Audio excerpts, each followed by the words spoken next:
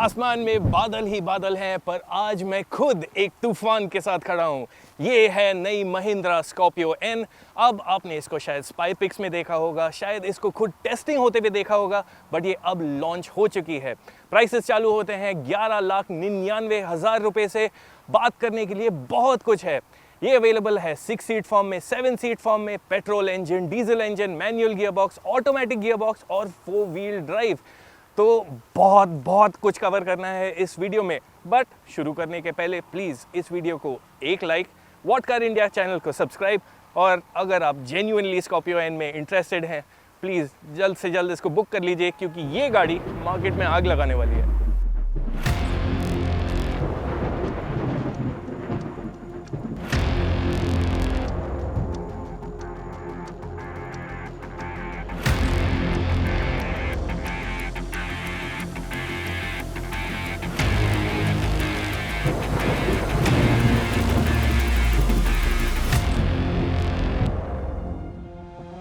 Scorpio तो हम सालों से देखते चले आ रहे हैं, पर स्कॉर्पियो एन पहली नजर में ही अपने को एक बड़ी और प्रीमियम एसयूवी एस्टैब्लिश कर देती है। नाम में तो एन जुड़ ही गया है, पर लुक्स में भी बहुत बदलाव आए हैं। अब स्कॉर्पियो क्लासिक जो पुरानी स्कॉर्पियो थी उसके मुकाबले काफ़ी चेंजेस हैं। साइज़ की बात करें तो ये उससे 206 मिलीमीटर लंबी है। चौड़ाई की बात करें वहाँ पर भी इम्प्रूवमेंट आया है, और इसकी जो रूफ लाइन है वो थोड़ी नीचे हुई है। अब इसका टोटल फायदा क्या हुआ? थोड़ी ज्यादा प्लांटेड स्टांस, मानो जैसे ये खुद फ्रेशली जिम से निकली हो। स्टाइलिंग को थोड़ा और गौर से देखें तो बताने को बहुत कुछ है। सामने से स्कॉर्पियो काफी पावरफुल लगती है। इसके बॉनेट पर है मस्कुलर क्रीजेस, और ग्रिल अगर देखें ये महिंद्रा का नया लुक है। 6 स्लैट ग्रिल, महिंद्रा का नया लोगो। यहाँ पर हेडलाइट्स में आपको मिलते हैं ट्विन बैरल एलईडी हेडलैम्प्स, और नीचे एलईडी डीआरएल्स जो सी शेप में काफी अलग लगते हैं। ये सी शेप लुक असल में स्कॉर्पियन से इंस्पायर्ड है। ध्यान दे तो ये डिटेल आपको साइड विंडो लाइन में भी दिखेगा। पुरानी स्कॉर्पियो के मुकाबले स्कॉर्पियो एन एक्सएल साइज लगती है, और वो सबसे क्लियर है साइड प्रोफाइल में। अब साइड प्रोफाइल की बात करें, यहाँ पर काफ़ी एसयूवी टिपिकल ट्रेट्स हैं। क्लैडिंग है व्हील आर्चेस के आसपास, फुटबोर्ड है जहाँ से आपको इजी एक्सेस मिलता है इंटीरियर की तरफ, रूफ रेल्स दिए गए हैं, और एक ये किंक भी है जो एक महिंद्रा का नया डिज़ाइन ट्रेडमार्क बनता जा रहा है। और मुझे एक जो डिटेल बहुत अच्छा लगा जो केवल टॉप स्पेक वेरिएंट्स के लिए रिजर्व्ड है, वो है इसके 18 inch diamond cut alloy wheels. और जहां पुरानी स्कॉर्पियो पे स्ट्रेट लाइंस थे, यहां महिंद्रा ने एक स्मूदर लुक अपनाया है। और हाँ, आप नई और पुरानी स्कॉर्पियो को रियर से तो नहीं कंफ्यूज करेंगे। पीछे की स्टाइलिंग की बात की जाए तो जैसे पुरानी स्कॉर्पियो में एकदम फ्लैट टेलगेट आया करता था, वो आपको यहाँ नहीं दिखेगा। यहाँ पर कर्वी टेलगेट दिया गया है और लुक काफ़ी अलग है। अब इसमें स्पेयर टायर नीचे की तरफ है। टेल लाइट्स की बात करूँ तो आपको इसमें XC90 वॉल्वो की झलक ज़रूर दिखेगी, और पुरानी स्कॉर्पियोज की तरह इसका भी टेलगेट साइडवेज खुलता है। पर जब आप पीछे का टेलगेट खोलेंगे तो आपको 2 चीज़ें दिखेंगी। पहली बात, इसका जो थर्ड रो सीट है उसकी एंट्री यहाँ से नहीं हो सकती। पुराने स्कॉर्पियो के थोड़े बहुत वर्जन्स की तरह आपको थर्ड रो जाने के लिए पीछे के दरवाजे से ही घुसना होगा। और दूसरी बात, सब सीट्स जब ऊपर हो यहाँ जगह बहुत कम है। शायद ही कुछ आप सॉफ्ट बैग्स फिट कर पाएँ, पर एक उपाय है, और वो है कि आप थर्ड रो को फोल्ड ज़रूर कर सकते हैं। महिंद्रा ने लगेज कैपेसिटी के फिगर नहीं रिलीज किए, पर थर्ड रो फोल्ड करने पर सूटकेस वगैरह रखने की जगह बन जाती है। स्कॉर्पियो एन ऊंची एसयूवी है, तो कैबिन की एंट्री में थोड़ा एफर्ट तो लगेगा।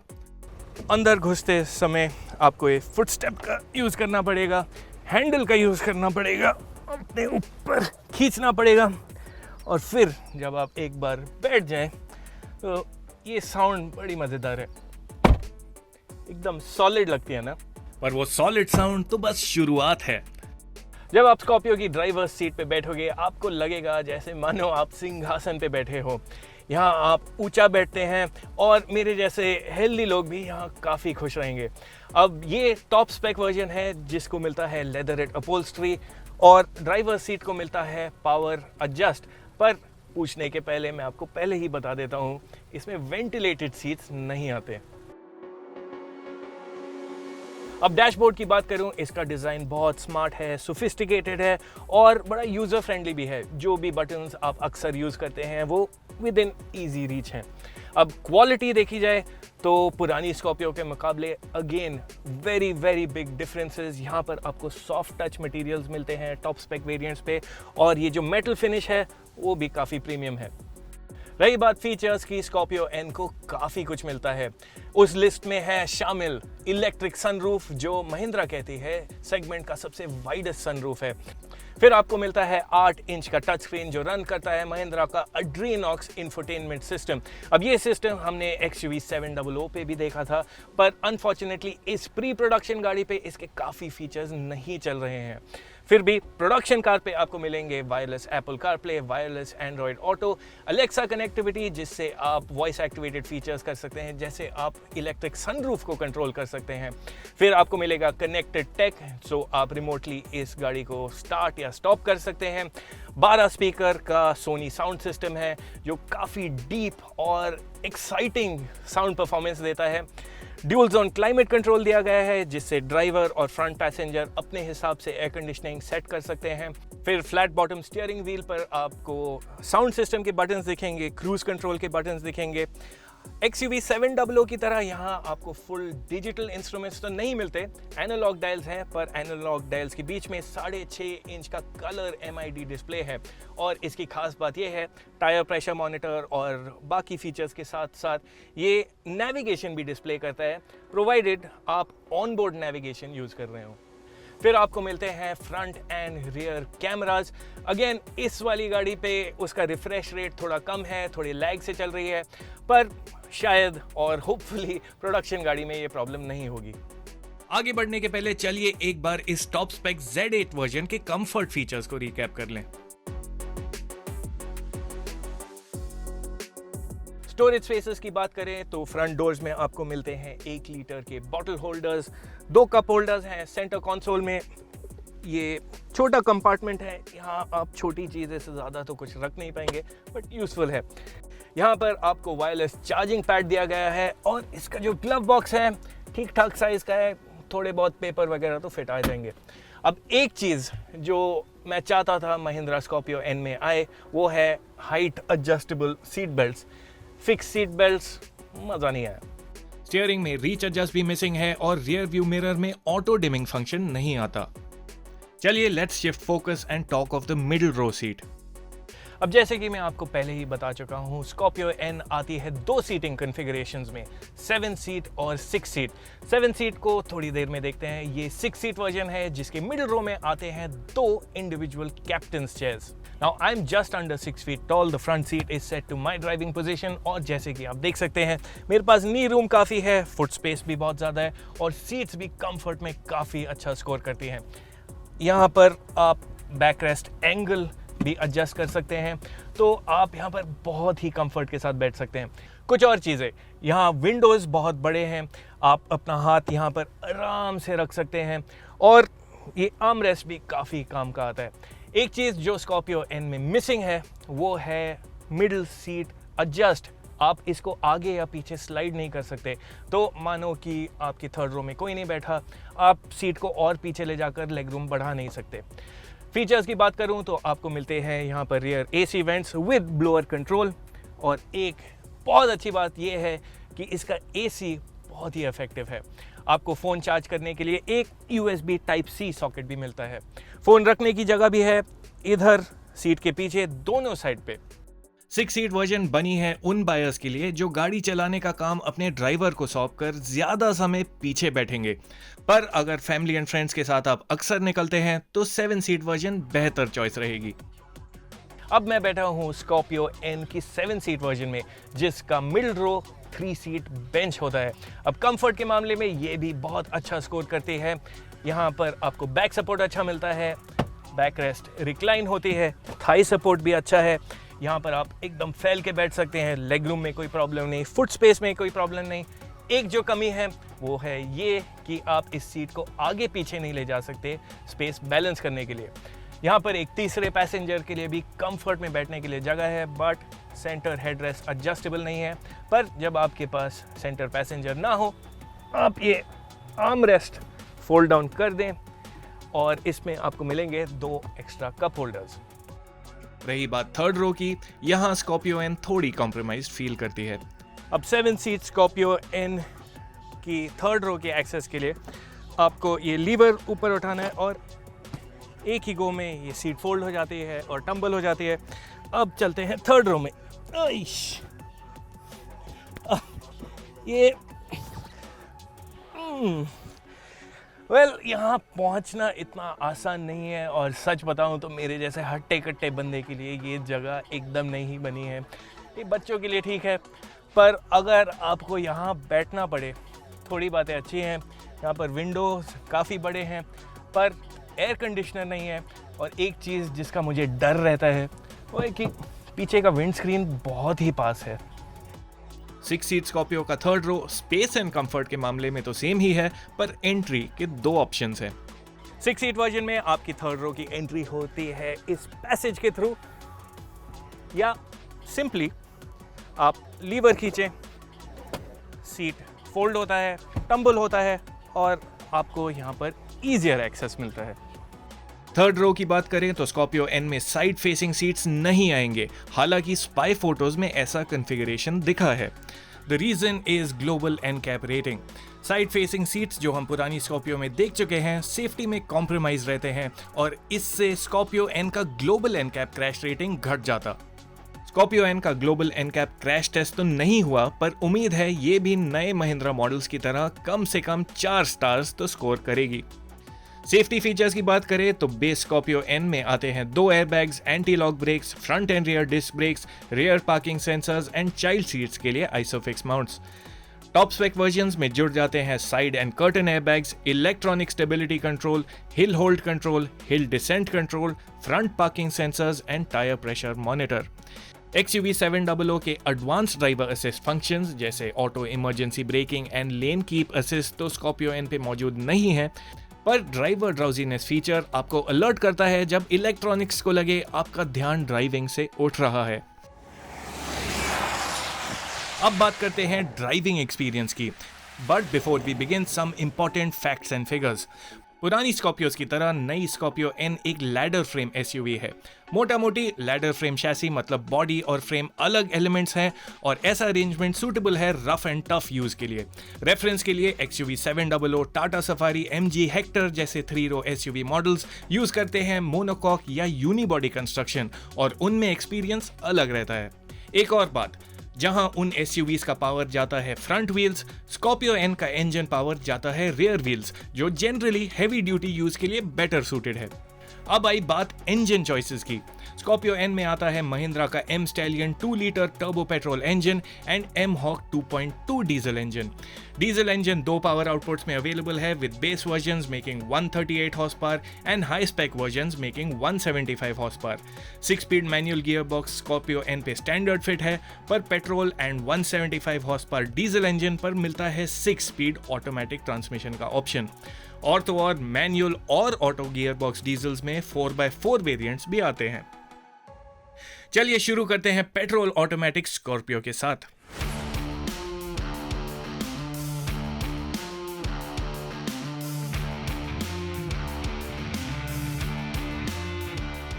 स्कॉर्पियो एंड ड्राइविंग एक्सपीरियंस का सबसे पहला पॉइंट, आप जब इसको चलाओगे आपको लगेगा आप रोड के राजा हो। आप ऊंचा बैठते हो, विजिबिलिटी चारों दिशाओं में बहुत अच्छी है और वो टफ SUV वाली फीलिंग यहां मिलती है। ये स्कॉर्पियो एन पेट्रोल इंजन बनाती 203 हॉर्स पावर है, पर पावर को 1 सेकंड के लिए भूल जाते हैं। इसकी मेन टॉकिंग पॉइंट मेरे हिसाब से है रिफाइनमेंट। ये इंजन ऐसे लगता है मानो किसी यूरोपियन गाड़ी से निकली हो, एकदम मक्खन जैसी स्मूथ है और एकदम शांति से आप अपनी गाड़ी आगे बढ़ा सकते हैं। अब रही बात उस 203 हॉर्स पावर फिगर की, सही बोलूं तो इस गाड़ी की जो पावर है, जो परफॉर्मेंस है, जो दम है, मार्केट को हिलाने वाली है। क्योंकि अगर आप सोचो, ये शुरू होती है 11,99,000 से और बेस पेट्रोल में भी यही इंजन आता है। अब सेम प्राइस की गाड़ियों का पावर फिगर देखिए, टॉर्क फिगर देखिए और अब समझ जाओगे कि मैं क्या कहना चाहता हूँ।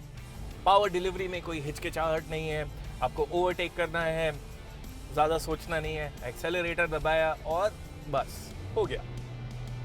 नई स्कॉर्पियो एन में आपको स्पीड पर ज़रूर ध्यान रखना पड़ेगा, क्योंकि 80, 100 या 120 का स्पीड लिमिट तो ये ऐसे ही पार कर लेगी।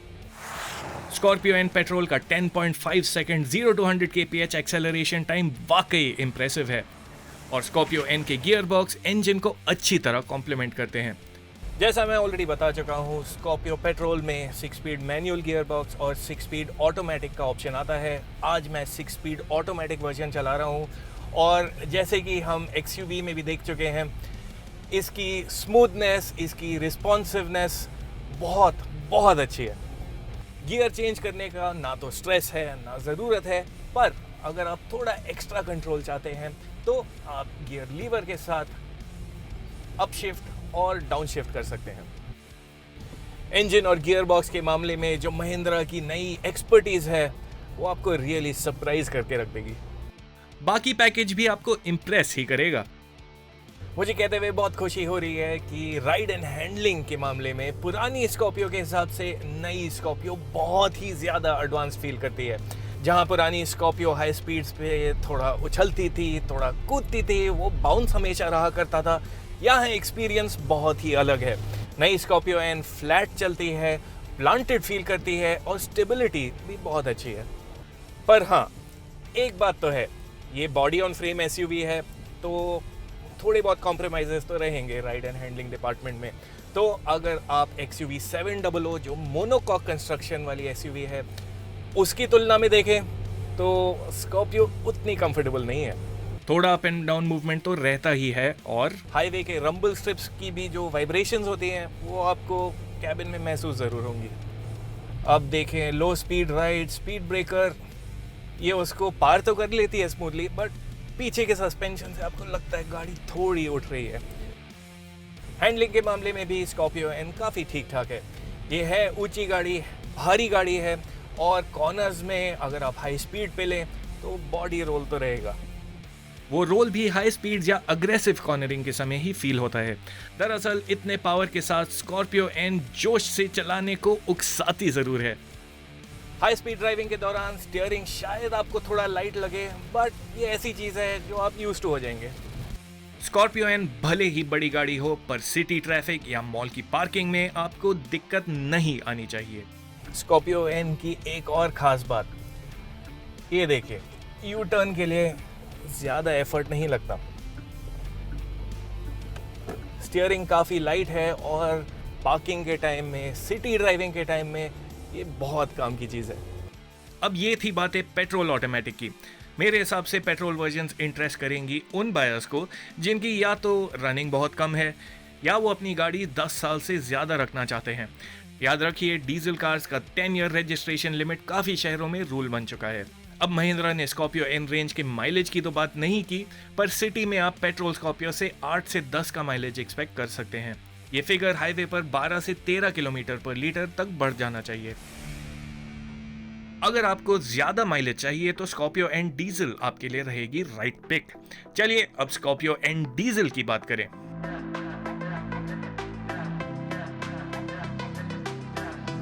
स्कॉर्पियो एन पेट्रोल चलाने के बाद डीजल में आपको इंजन की तो आवाज़ ज़्यादा सुनाई देगी, पर इस सेगमेंट की डीजल गाड़ियों के कंपैरिजन में इस इंजन का रिफाइनमेंट काफ़ी अच्छा है। इस top spec Scorpio N diesel में मिलता है 175 हॉर्स पावर का पावर, तो जाहिर सी बात है परफॉर्मेंस के मामले में कोई कमी नहीं है। इनफैक्ट आप इस इंजन के पावर के साथ बहुत खुश रहेंगे।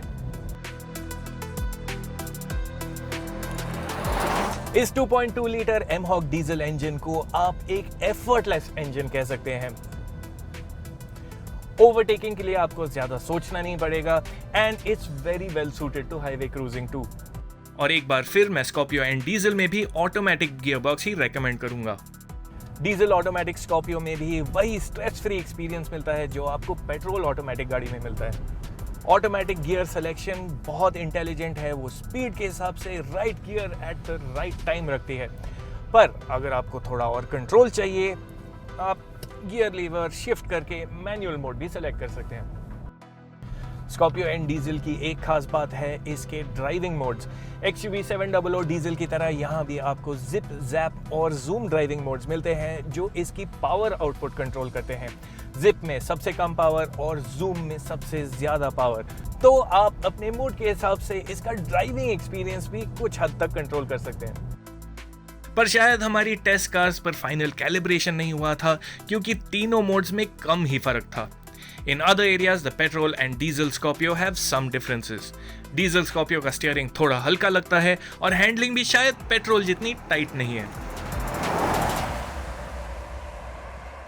अब हम आ गए हैं ऑफ रोड कोर्स, तो काफी मजा आने वाला है।